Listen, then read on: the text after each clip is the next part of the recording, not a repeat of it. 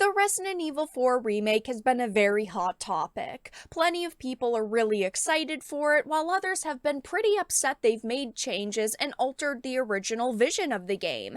And of course, as we have gotten closer to launch, more articles have released about the title, and journalists are still attempting to damage control over the censorship, saying it's great that Capcom changed things like Ashley's entire character.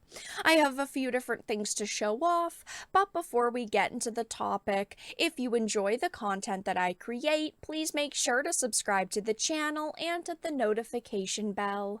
Follow me on social media like Twitter or mine so that you can see when my content is posted. And of course, if you do really enjoy the videos and the live streams that I create, please consider becoming a Dark Titan via Patreon or a supporter via YouTube memberships.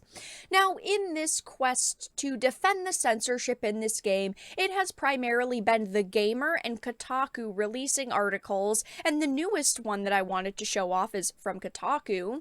The Resident Evil 4 remake changing Ashley's skirt gives me hope.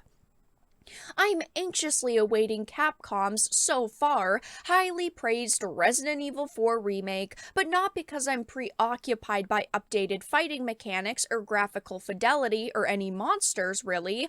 I've been thinking about skirts. So right away, this journalist admits they are excited about the censorship in this game. They are excited that this new team of developers took the original vision of the game and twisted it around for this remake. You would think that they would be excited for the fighting mechanics or the updated graphics or the monsters, but they full on admit that they're not even really excited about the game itself.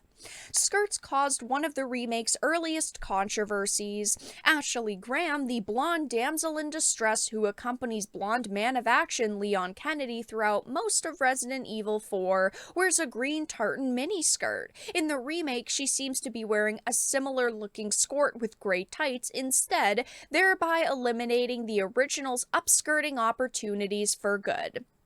Sexually frustrated fans of the series were disappointed, seeming to not understand that there are already plenty of websites that will show them exactly what they're looking for, but I was relieved. Now, for me, it's not about the fact that you can't look up her skirt and I'm a sexually frustrated fan, okay? That is just an absurd claim to make. People are upset because this completely changes Ashley's character, it removes dialogue, and now we will not have the achievements for it. In versions of Resident Evil 4, there were achievements for where you looked up her skirt and she would shoo you away, and she would even call you a perv for trying to do it, but it added to her character. There was dialogue between Leon and of course Ashley, and it was freaking hilarious. They have removed humor from this game because, oh no, this is too inappropriate. It's too offensive. If they simply said, I don't think it's that big of a deal, that would be okay because that just boils down to being their opinion, but the problem is that they're already name-calling, saying sexually frustrated fans were disappointed. No, people who want the original game just simply remade with new graphics and slightly updated mechanics aren't sexually frustrated, they just respect the original material. That shouldn't be a bad thing.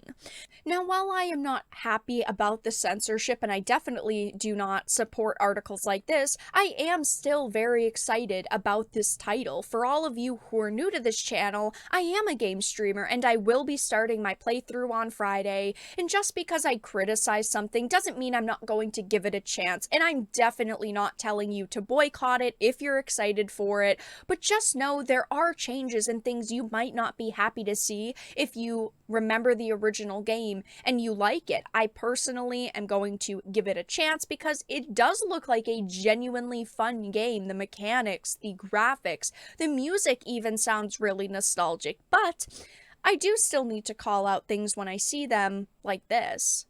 I want the Resident Evil 4 remake's changes to signal better days for video game skirts and more broadly female character design, letting them both migrate more towards the expressive, gender-fluid fashion real-world women's wear has been making since 2020. If this game was set in 2020, okay, but it's not. It's set in 2004, so asking developers to insert these trends from 2020 into this game makes zero sense. Like I always say, if you want something different in a game, go and make it yourself. Prove that games like this will sell. Prove that your idea and these fashion trends will work in a video game, but these people are not talented enough to do that, so they end up just trying to co-opt other people's creations. Towards the end of the article, they also say the future is slightly less perverted. You may be wondering at this point how I could be hopeful about video game skirts. Capcom's decision to change Ashley's outfit and let her wear something just as cute without the sexualized baggage is, I think, the correct choice, but it's a small one to consider after we've trudged through decades of alienating women and girl characters, taking their skirts and making them more contentious than they have been since the 19th century. Fashion can be redefined and redefined again. Outside of video games in 2023, skirts are becoming appropriate for non-female identifying people to wear. Stylish women themselves are considering what it means to dress for the female gaze or in stereotypically feminine clothes. Though the Resident Evil 4 remake's outfit change bows out of the discussion rather than embraces the skirt as a more fluid, expressive device than the past 20 years of games have allowed for, I can empathize that elbowing out of the boys' club is difficult, but I do think that video game fashion will change as long as the real world does too.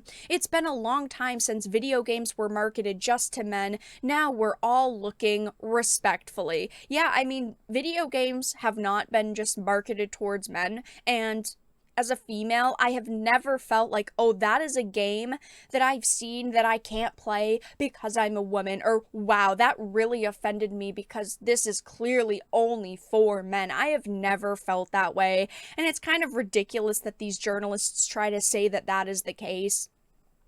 And they're basically just mad that, yes, in some games, females have been sexualized. Is that a problem, in my opinion? No, it was an artistic choice, and it's really not that big of a deal. If you don't like something, you're free to not play it. But to demand censorship and defend censorship when it happens is just way too far, in my opinion. And like I mentioned, this is not the only article that has been released over the past couple of days about Resident Evil. I did cover a couple of gamer articles in a different video, but this one says Resident Evil 4 no longer sexualizing its women is a good thing. And there is also this one, not being able to look up characters' skirts is a win. All of these people have the exact same talking points. They insult people who do not like the censorship.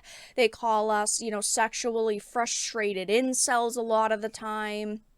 They say that you're just a perv if you like this, and it's just awful to see the very people who need us to read their articles attack us. Without gamers, the gamer wouldn't exist. Without gamers, Kotaku wouldn't exist. Maybe that's why people hate journalists so much, and we do not respect these individuals because they release hit pieces like this. Maybe one day they will realize that, or maybe not. Maybe they'll get fired and their companies will close down before that happens. But yes, Kotaku has released a new hit piece saying the remake changing Ashley's skirt gives me hope, and it is just another ridiculous article to add to the pile. But that's all that I really had to discuss in this video. Let everyone know your thoughts in the comment section down below. If you enjoyed this and found it important and informative, please make sure to give it a like, share it, and subscribe to the channel. And of course, if you didn't, make sure to give it a dislike. I appreciate your support either way, but I will talk to you all again in the next video really soon.